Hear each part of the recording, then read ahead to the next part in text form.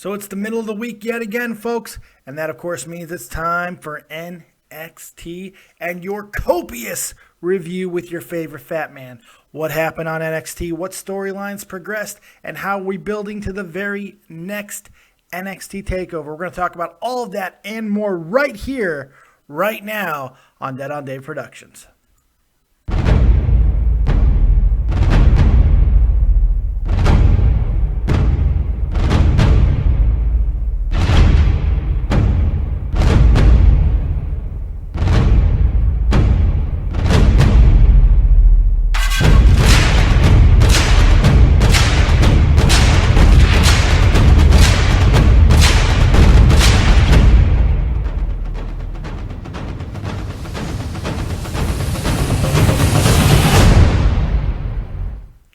What's going on, everyone? Welcome back to the channel. It is your boy, Dead on Dave, and I am here because it's time for NXT. One of my favorite hours of television in the entire week. So let's not gild the lily, man. Yes, by the way, I am upset my Cubs got eliminated from the NLCS last night, but bigger and better things are happening with the Cubs, so I'm not too worried about it, man. It's going to be good going forward. So that I just wanted to touch on that just a little bit so people didn't think I was going to kill myself, because I didn't. I'm alive, and I'm here to do your NXT review. So everything that happened on Monday Night Raw, that's over and done with. We got NXT right now. We'll have a live SmackDown review tonight. All kinds of great things going on right here on the channel. But as you know, I haven't watched NXT yet. Oh, no, no, no. I'm going to watch it right now, and I'm going to give you match-by-match, segment-by-segment breakdown. So let's get right into it, man. Let's not gild the lily anymore. It's time for NXT and see what they did this week. Whew, I'm excited. Ooh, have mercy. Here we go. Let's do it. All right, so 3 minutes in real quick. Asuka is starting the show off tonight. And one thing I wanted to make a note about her real fast, she might have the best theme music that we have on it anywhere in wrestling right now. Some of the divas have had some really damn good theme music. Dana Brooke has a great one, but I love Asuka's, man. It's badass. It's really, really cool. So, good way to start seeing Asuka. God, she's so sexy. She's sexy in a different way, because she's sexy and, like, beat your ass sexy. If you're into that type of thing, and apparently I am. So let's see who she's taking on. Probably Emma, and see what happens. Probably Destruction. Let's get into it, because it should be a lot of fun to watch. Here we go. Asuka. 4 minutes and 20 seconds in, and we have her opponent is not Emma. It's Billie Kay. Hold that. A once again repackaged Billie Kay. Every week, Billie Kay has a new look, new theme, new look, and I think they may have found it for her. I think they found the right one for her. I love this look, but it looks like she's also being repackaged as a heel diva as well, if I had to guess. So pretty cool. I kind of like her look. It's pretty sexy. I'm digging the red. She's a very talented wrestler. So this should be good. And I know they have history. So this should be a lot of fun. Let's check out Billie Kay and Asuka. Here we go. 9.5 minutes in, and I just got to say, Asuka is a goddamn rock star. This is a good match. Great matches, in fact. Billie Kay really did come to wrestle. She knew what she was doing, and she knew how to work with Asuka. It was a really, really good match. Short, but really good. Asuka is transforming the crowd when they're watching her. And what I mean by that is the crowd sounds very much like a New Japan crowd, like a New Japan Pro Wrestling crowd. Their ebbs and flows. Because all these transitions that she's doing in the ring, we don't see in America in male wrestling, let alone female wrestling. So what she's doing is quite special. It's a lot of fun, man. Her facial expressions, her mannerisms, her physicality, it's just something we're not used to as a North American audience. We haven't seen this in a very long time. So to see a woman do it and do it as well and as skillfully as she does, it's pretty damn impressive. And the crowd, you can hear the ebbs. Go back and listen to it. Don't watch the match. Listen to the crowd, man. They take you on a ride, and that's the beauty of professional wrestling at its best. And that was really cool. It was just a good match. It was just very solid, quick, brutal, effective, really good, and she's building herself. She's a damn rock star. Her music, her look, everything that she does. She looks in the camera, her tongue waggles, everything. She's a fucking rock star. Asuka is going to be huge in the WWE because there is simply nothing like her anywhere. This is great. It's awesome. Let's see what's next on NXT. Man, that was awesome. Good first match. Shit. Oh my God. 12 minutes and 30 seconds in. Tyler Breeze with a brilliant promo in which at the end of he says, "You want some more of Prince Pretty? Well, come find me and I'll be more than happy to slice off a couple pieces of bacon of you." That's what he says. Oh my God. That's fantastic. So this rivalry between Tyler Breeze and Samoa Joe. Tyler Breeze, who actually makes his debut tonight on SmackDown. That should be interesting. That's worth watching, I think. Now he's going to be in a major feud with Samoa Joe. This could be fun. This could be a lot of fun. Maybe he'll get a victory in a feud. That never happens, but you never know. Maybe graduation present. You could beat somebody in a feud. We'll see what happens there. Great promo. In fact, all of his promos are good. This dude is ready to sink or swim in the WWE. I don't know if his gimmick is going to get him over. It's very similar to Shawn Michaels when he started, and he evolved because of his athleticism and his charisma. I think Tyler Breeze could follow a very similar career path. We'll see what happens. I don't know if he's as good as Shawn was or if he can ever be as good as Shawn was, but he's got the right skill set, so it could be a lot of fun. I hope nothing but the best for Tyler Breeze because I like him a lot. He's great. So let's get back in NXT and see what's next. A lot of good matches are being announced for this episode. One I'm excited about is the one we're about to watch, and that is Dash and Dawson versus Enzo and Cass. Yeah, because they're certified G's and bona fide thugs, and you can't teach that. Let's watch it. Let's find out. Let's see what happens. Here we go. 20 minutes in, and we just got a hell of a fight out of Dawson and Wilder versus Enzo and Cass. Really good match. Not for the reasons that you always think they're great matches. You know, I mean, there's the obvious stuff with great matches. Then there's the kind of things like this where it's a step back. It's a throwback to a different time. And that's what we got. We got an absolute destruction match where they just went after Dawson and Wilder, I should say, went after body parts of Enzo and Cass and just beat the hell out of Enzo's leg. Yes, Enzo would get the roll-up victory, but then they would greatly pay for it. I love the psychology of it. I love the way that they make you feel in beating these two guys up the way that they did, hitting their finisher on Big Cass, and then just a little insult to injury, stepping on both of these guys as they celebrate. It was just really cool. It was a neat match. It worked. It was very effective. Very effective and a lot of fun, I thought. I like these guys. It's no secret. I like Dawson and Wilder quite a bit. They just remind me of old school wrestling that we don't see anymore, man. And they're not big guys. They're just two tiny little pit bulls, but they're tough, they're mean, and they're effective. And they're a hell of a lot of fun to watch. So I enjoyed that. I thought it was a good match. Let me know what you guys think in the comment section below. Also, right now is the perfect time that if you haven't, go ahead and hit that like button. Elbow drop that like button. Kiss that like button. Show the fat man that you care. Not only hit the like button, but subscribe to the channel if you have yet to do so. We're about to hit 1,500 subs, and that's all because of you guys. Thank you very much. Also, if you love the channel and you love what we do and you love the new graphics and the fact that we have a phone number that you can call in when we go live, that's all because of the very generous donations that you guys make to the channel. And I really do appreciate it. We're able to continue to do things because of your donations, and it's amazing. So give the fat man a tip. You tip your barista, you could tip the fat man. And I ain't giving you no pumpkin spice latte, just some badass ear vagina sensation. So make sure you go ahead and hit that like button, subscribe button, and donate in the description box. Or you can wait till live shows, and then you'll get the big shout out. the big shout out by the $1 Million Man laugh. That's right. So thank you guys very much for all that. Very much appreciated. Let's get back into NXT and see what is next.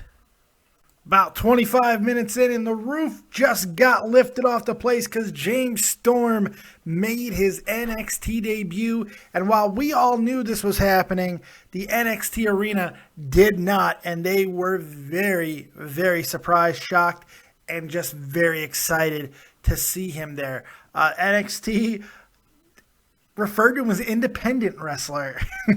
He spent the last 15 years on the independent segment. The independent circuit, I should say, which is funny because that's exactly how they feel about TNA. If you needed to know, there it is. They don't even reference them. I love it. Loves it. That's hysterical. NXT, they reference all the other places, Ring of Honor, New Japan. They reference them all the time. Nope, not even TNA. Nope, nothing. On the independents. He's done a great job on the independents. And Corey Graves with a great line.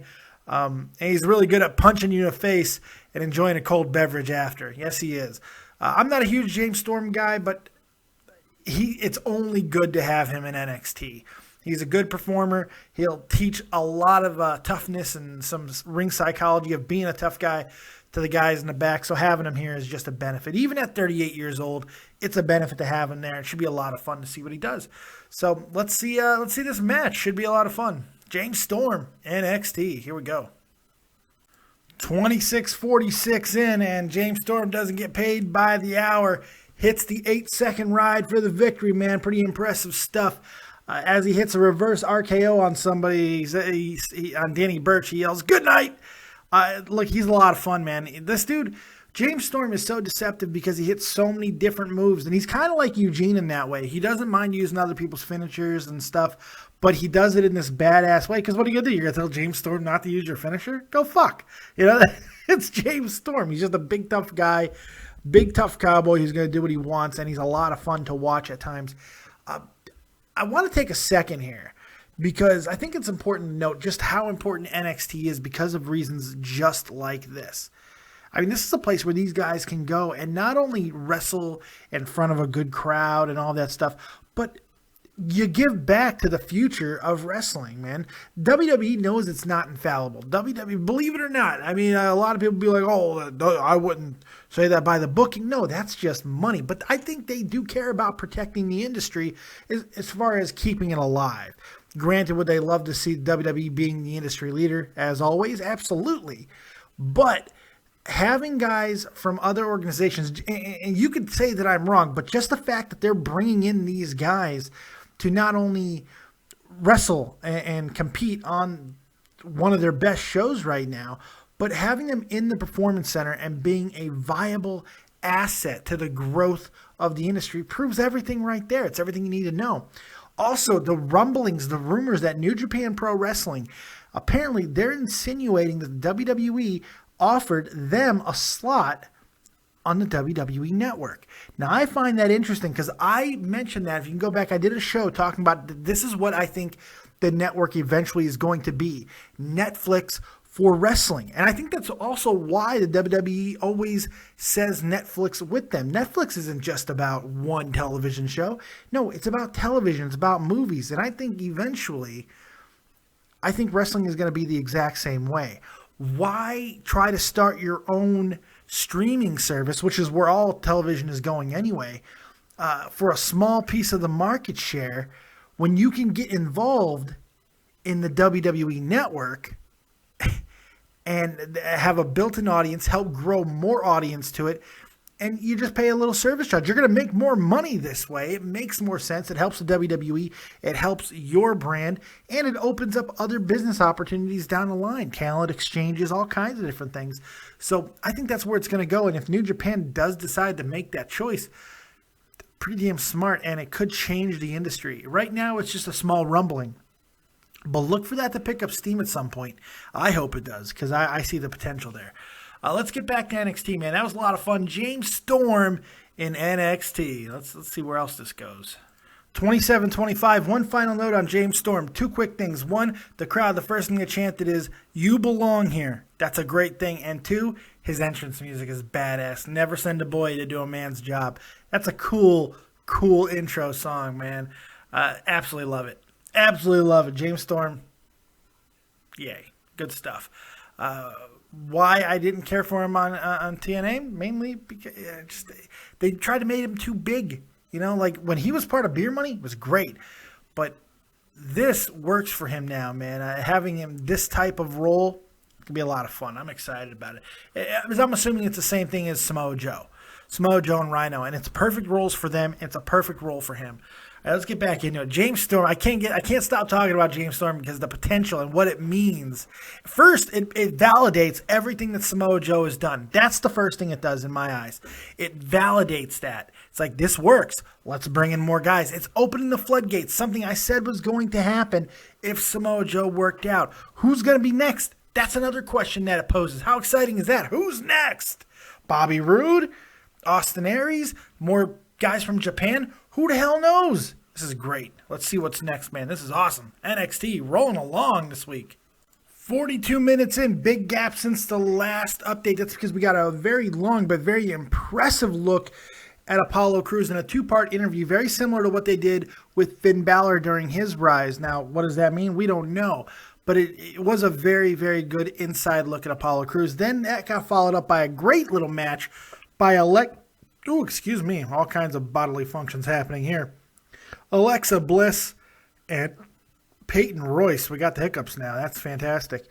And Alexa gets the victory pretty impressively. It was a good match, man. It was just a statement match by Alexa. There was a little bit of time given. Peyton Royce is very impressive. She's developing better more and more. Well, she's a good wrestler anyway. But, I mean, she's getting a little more effective, and they're stretching out a little bit more. I'm glad that Billie Kay isn't dressed like her anymore because it's so easy to mix those two up. Australians, long legs. Peyton's got a little bit more meat on her, I think, but they look a lot alike. But still, Alexa hitting a sparkle splash, which they need to rename because it doesn't work anymore. It worked when she was like bubbly blue Alexa Bliss, but evil make you want to go on a crime spree and probably shoot a poor attendant who only makes $7.50 an hour. It needs something else. I do like what Alexa does. She's effective on the mic. You could barely hear her. The crowd was just drowning her out, but it was really neat. I love what she's doing. She's going to be a very good transitional opponent for Bayley until someone like Asuka and a couple of the others are ready. But this could be a really good feud, much different than Sasha, and you never know. It's going to be different than Sasha and Bayley. But there's nothing to think that Bayley can't bring out in Alexa what Sasha brought out in Bayley. So we've been surprised before, and Alexa has the athleticism where I think this could be a very, very good rivalry. We'll see what happens. Also announced 2 weeks from now, Apollo Crews will be taking on Finn Balor for the title, which is before the next NXT TakeOver. That's a little bit interesting. We'll see how that goes. If it's just the beginning or is it going to be a conclusionary type thing, we'll find out. But I got a feeling that evil leather jacket of Finn Balor is going to start speaking volumes about who he is. We'll see. Let's check out what's next, what's left on NXT. It looks like Baron Corbin and Rhino after the treacherous betrayal by Corbin in the Battle Royal last week. We'll see what these two do and if it's a good match or not. I think this is almost a graduation ceremony for Baron Corbin, I think. His run got started serious because of a match with Rhino, and now him graduating to that next level on the card in NXT, it's kind of appropriate that he's going through Rhino to do it. So it should be a lot of fun. Let's see what happens. All right, folks, there we have it. There's the end of the show on the end of days by Baron Corbin. Look, this is what this match needed to do. We wanted to find out, or at least NXT, the officials wanted to find out if Baron Corbin could carry a main event caliber match with a guy like Rhino. And guess what? I think he did. Was it the most exciting match you're ever going to see? No, it wasn't, but it was physical, it was hard-hitting, and it wasn't boring, and I think that's an important thing as well. So I thought it went over pretty well. The crowd seemed to be into it. They didn't get lost, and they didn't start chanting all the things they usually chant at Corbin, at least from what I heard. And it was a good, solid performance. Corbin with the end of days out of nowhere to get the victory over Rhino in a very physical and hard fought match. Before you think they're anointing Baron Corbin as anything, remember, that's not how they ended the show. They still decided the smartest thing for television purposes would be to end the show with a promo, and they do that by kicking it back to Samoa Joe, who cuts a fantastic promo on Tyler Breeze. Really good. Almost started to go into The Rock. I want you to take that selfie stick, and I want you to primp your hair. He got into a little Rock mode, and then he said, take that picture, because after I get my hands on you next week, you will never look the same again. And it was a cool line, man, because Samoa Joe is such a goddamn monster that he might stomp his face into liquid mush, but you never know.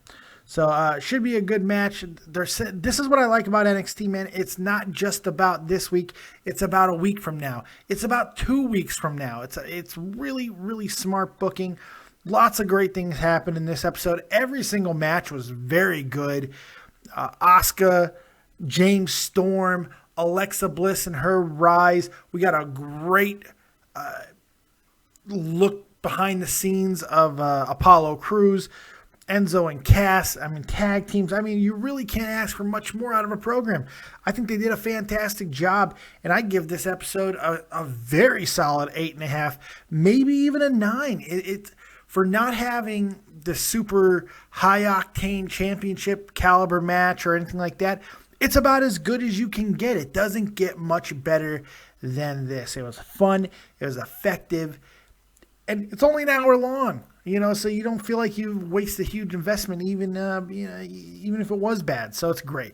Very excited about it. I think that it was a great show. What did you guys think, man? Hit me up on Twitter @DeadOnDaveV, or simply leave a comment right in the comment section below and tell me what you thought of this episode of NXT. I want to hear your rating this week.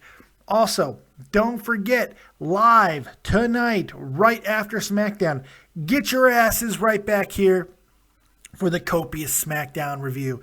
Doesn't get any better than your boy, your favorite fat man, Dead on Dave. So make sure you get back here, all right? I appreciate all the support. You guys are the awesomest.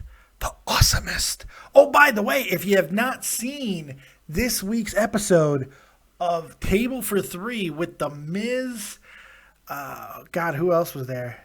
Oh, it was The Miz, Curtis Axel, and R-Truth. This is the one episode you would not have thought was going to be fantastic. It might have been the best episode yet. It was certainly the funniest.